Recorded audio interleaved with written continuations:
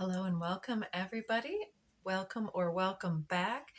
And today, this is going to be the Daily Dharma. My name's Dina. Today, I have got a couple of cards laid out here, and then we're going to get right into the code cards. So let's get started. So the first card that popped out was from my brand new deck.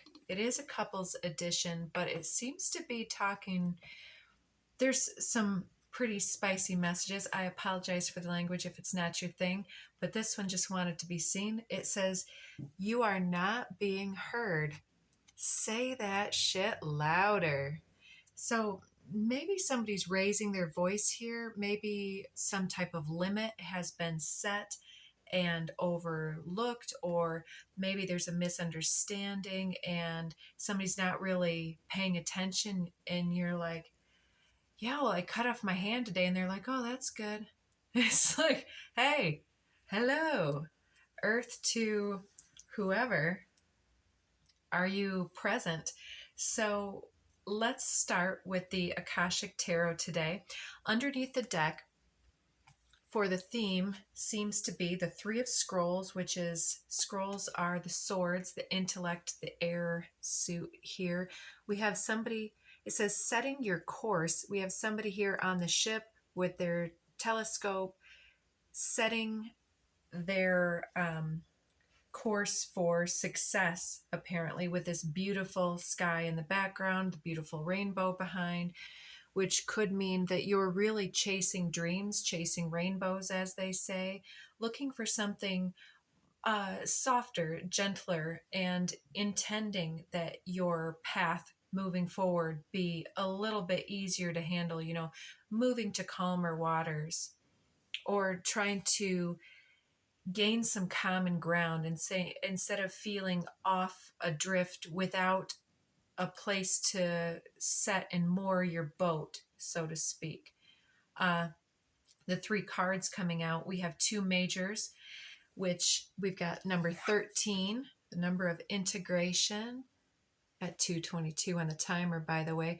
The Buddha prepares, and I often see this as your inner Buddha, so to speak, being prepared, simplifying, really reflecting, and trying to level up your meditation game or some other type of peaceful simplicity, um, being practicing some type of presence and gratitude for the things that are going right, and paying attention to what's working and not really focusing too much on the things that are the challenges right now.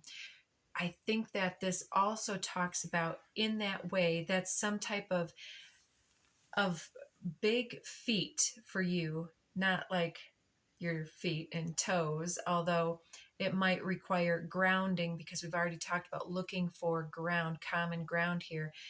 The Buddha preparing is like you preparing for this big shift, this big change. And maybe part of that is you grounding your energies. Maybe part of that is clearing your space. Maybe part is sitting in meditation, visioning, clearing out any type of debris in your environment, mental, emotional debris, things that no longer suit you, sifting and sorting through those situations to create more clarity emotionally and psychically, from what I'm seeing with the next card, number 8, Archangel Raphael coming out. Beautiful. So Archangel Raphael is the green flame to me, and he often is representing the emotional, psychic waters that course through us. And so it can talk about cleansing, clearing, replenishing, detoxing the psychic, spiritual, emotional waters. So if something has been challenging, looking for those better waters to come, this can be somebody, some situation, or even yourself acting as one who is a cup full of love, like this Ace of Cups energy, where somebody embodying this energy, yourself or another, is stepping forward from the shadows to say, you don't have to take that, right? Or you know you're worth it, don't you? Something like that. And with the 8, this is very connected to the upcoming Lionsgate, the 8 stations on the Wheel of the Year, empowerment, Leo energies of self expression and unconditional love and self care and self regard for the self, right? Sometimes it's easier to appreciate others because we see their surface, we see their projections, and then we look at us and we're like, yeah, but look at me. I mean, sometimes I can be a hot mess. Sometimes I can fail. Well, yeah, but we all can, right? So there's this embodiment of the love energy coming forward into our lives to say, you know, you're on the right track. You are just a beacon of love and energy. And I think that your heart is welling up, and however it's welling up, there is this extreme energy, whether it's the urge to follow your dreams, the urge to follow your passion, some type of longing for something, a long held belief or a long held ideal of something that you're looking to incorporate or align with in your life. And it looks like you're being prepared to hold more love and light in your body, in your life, in your home. Because next, another 8, we have the 8 of Roses. 8 of Cups talks about leaving things behind in quest for what is more substantial and substantiated, I'm hearing. Sangha, community. Sangha is a Buddhist word. So maybe there's some Buddhist teachings here that are wanting to be reminders. I'm seeing the umbrellas out of nowhere, and I happen to have my umbrella here because it was raining like crazy on my way into the barn. And we see the Buddha in the foreground on the table here with the lighted candle. And it looks like the symbol of the Masons on that candle. So, anyways, this might be some type of occult alchemical group gathering of like minded individuals, because it does look to me like they come from different ports of origin, so to speak, with this nautical imagery on the setting your course. So, I also, if you haven't heard me talk about the Buddha prepares before, I also see this as individuals that we're connected with, maybe astrally. These individuals don't appear to be in the same environmental material spot and location. They're located all over, but somebody here is able to, with their practice, to connect with the collective, to process the flow, the ebb and flow of the collective energies, and how they can sort and sift possibly through the lower, the medium, the higher levels and energies as they move around, perhaps astrologically or otherwise, whatever your special symbol language speaks to you through. It seems to be that you are connected, even by the internet, the cosmic web is another avenue to connect with individuals by virtue of resonance. Even algorithms are a resonance that we're choosing in real time. And so we're being prepared.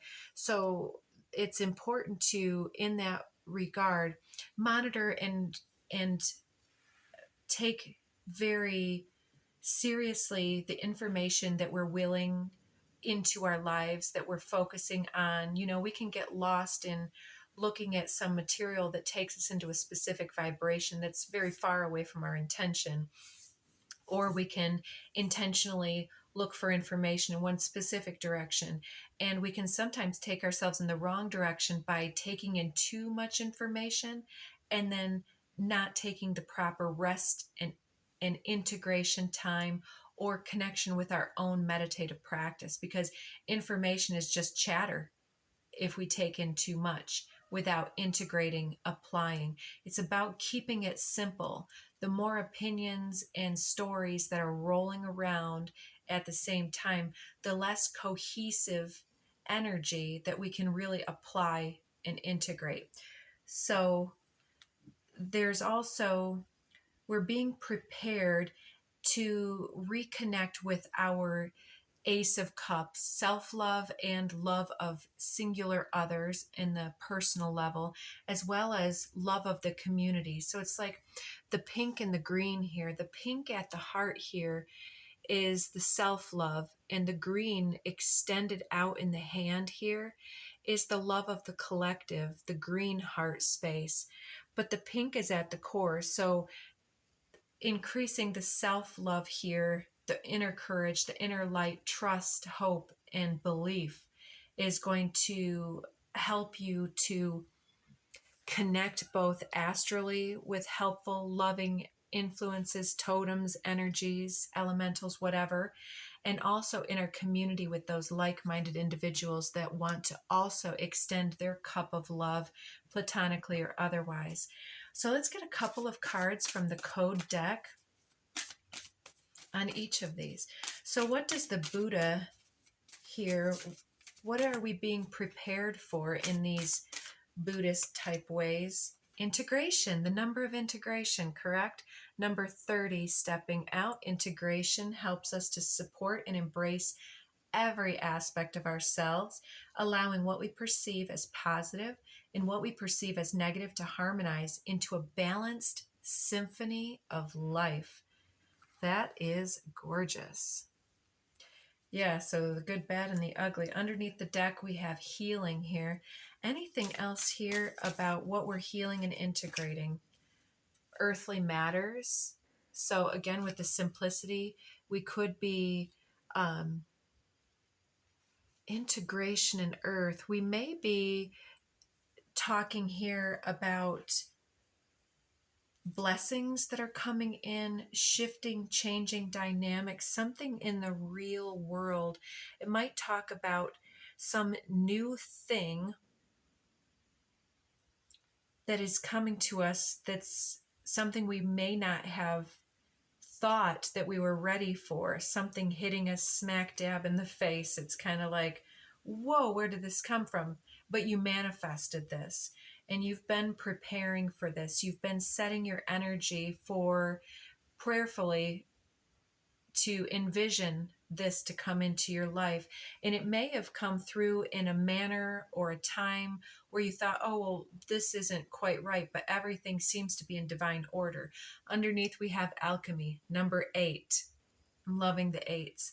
Let's just put that down there. Underneath that is emergence. There's emerging alchemy here. The way that you integrate your earthly existence, your earthly skills with the Akashic collective input, influx, is helping you to prepare and bringing your knowledge to the forefront. It's like something from those south node, north node matters are coming into tandem, working together, light and dark, shadow and light, and helping us to shift our own life into greater simplicity, greater divinity, better ability to hold light.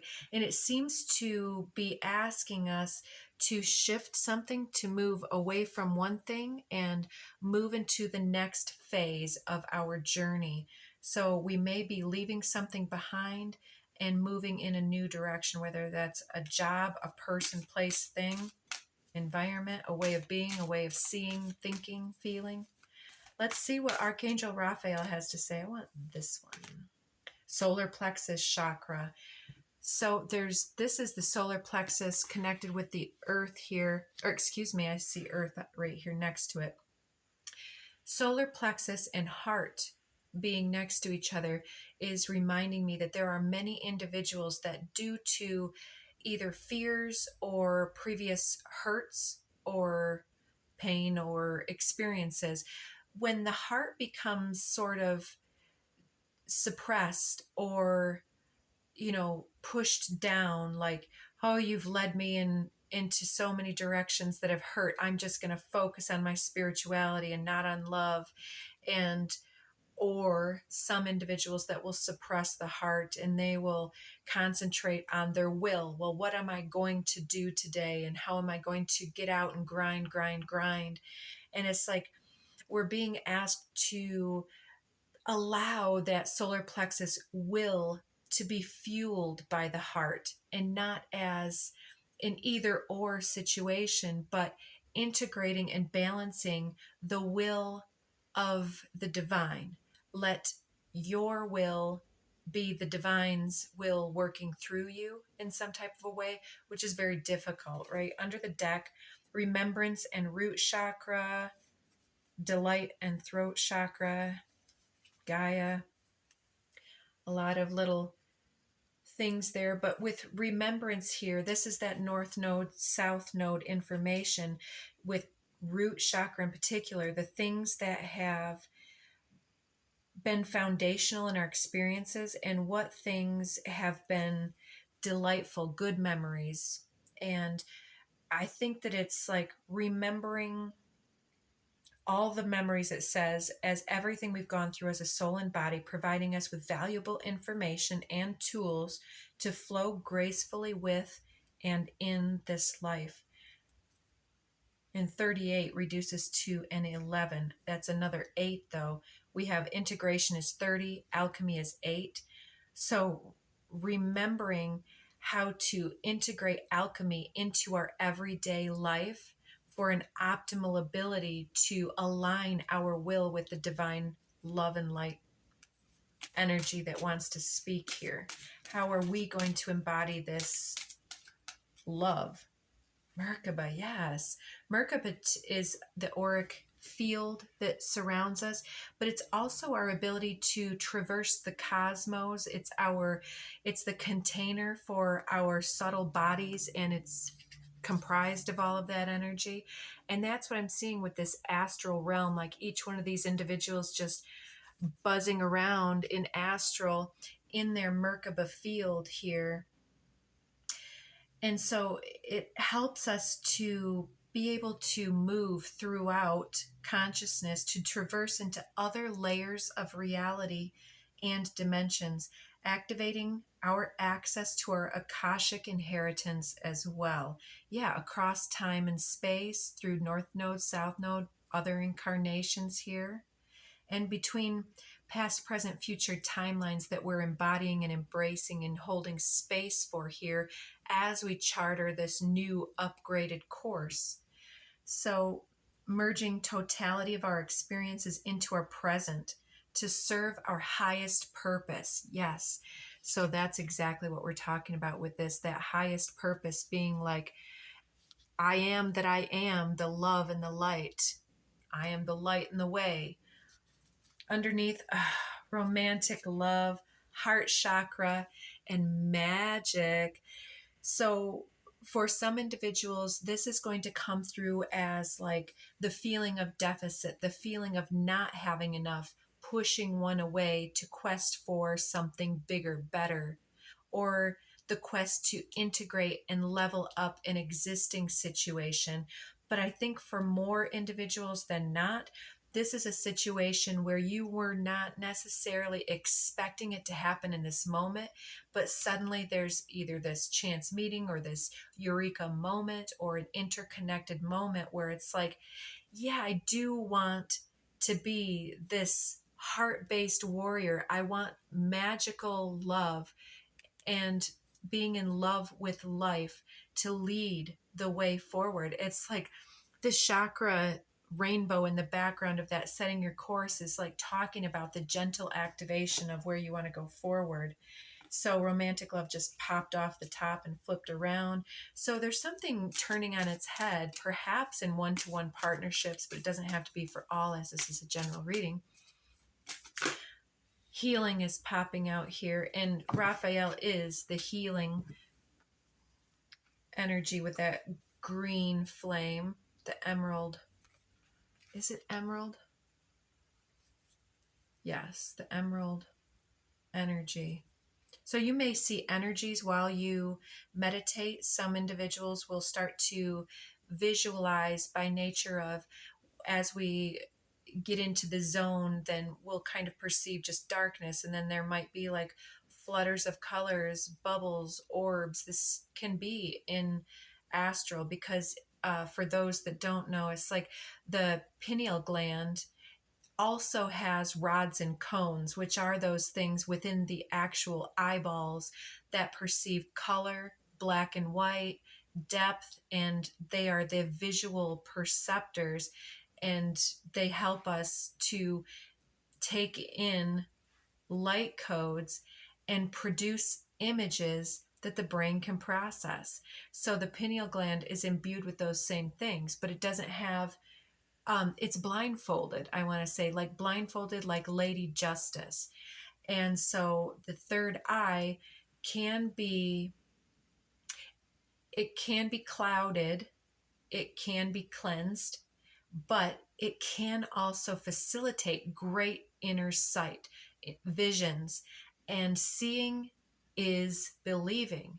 If you can conceive it, if it presents, then it can be seen to be real. So that's for somebody. So the Eight of Roses, this community gathering card. Ooh, I'm seeing change here was left on the bottom when healing popped out. There's a change in placements. Maybe one group context is no longer feeling so cohesive or no longer answering your need for inspiration or upliftment or insights, whatever it might be. It looks like or it could even be just getting out of a stagnant situation here and seeking to get out more, getting out of the house, out of hermit, and getting back into the community and really thoroughly finding some individuals that could really create a lot of joy in one's life. But yeah, don't be afraid of those changes. It looks like you're really seeking them out here. This one flipped. Coherence. Yes, 13.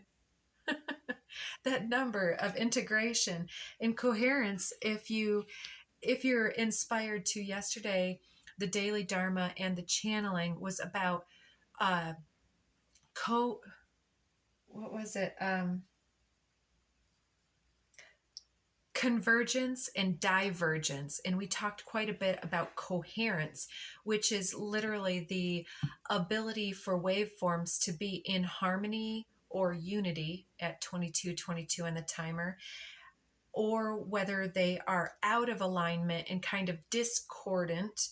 And so is there resonant? Are things being, when they're resonant, when they're harmonious, melodies speak with the soul. They really can make it right through our beingness and hit us in the core at the soul. But when things are discordant, they can kind of feel a little more aggressive, like poking holes at us. And it can be like, what, what, what? Ah, this isn't my idea. This isn't my value. This isn't my truth. And so with coherence coming under Sangha and community, this is a new type of resonance, a deepening level, less superficial, more in-depth investigations into different types of resonance, different types of inspirations, and mutually explored passions perhaps coming forward. So if you are manifesting a connection with other like-minded Buddhas here, maybe you want to visit a local Buddhist temple. Maybe you want to visit a spiritualist store or some type of alternative place of worship, or something that aligns with your emerging values and not something that's been tried and true that hasn't really fit the bill for you. Underneath, we have crown chakra. So keep an open mind about these information that's coming through, because we've also got communication here wanting to pop through, and fertility. So communicating with open-minded, like-minded individuals can help this growth cycle, can help open up the channels of your inner communication, your inner light. It can connect you to higher insights and greater teachings than you've been exposed to. And then we have universal love. What did I say? It's that collective, the love of the collective, understanding the flux and flow of the collective. It looks like this is an activation of the heart chakra and also of the will. You're being inspired to take new heart-based action for something. Yes. And then we have empowerment behind the deck here. This is an empowering move for you. Oh, that's 2 cards. allowance and empowerment came out together yesterday, I believe. What we allow either empowers us or disempowers us. And so, if we want more love in our lives, we can cleanse and clear that inner cup to hold more love and light and forgiveness for self.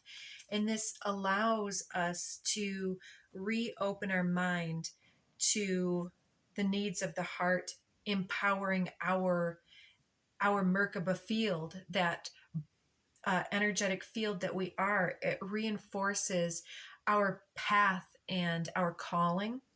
And I wanted to just call in that right below crown chakra and right before heart, we've got tantric journey.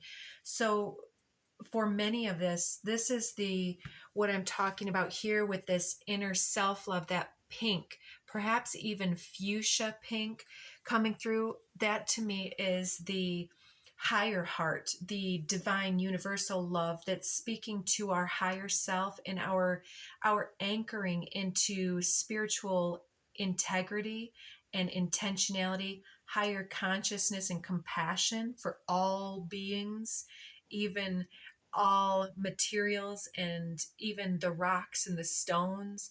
It's like we can really, it's boundless to see how far that love energy is interconnected and interwoven into our beingness, into our cosmic heritage, into our Akashic records, into the love that we are. And with tantric journey, it's definitely about the integration of, we can see it as lower and higher, in and out.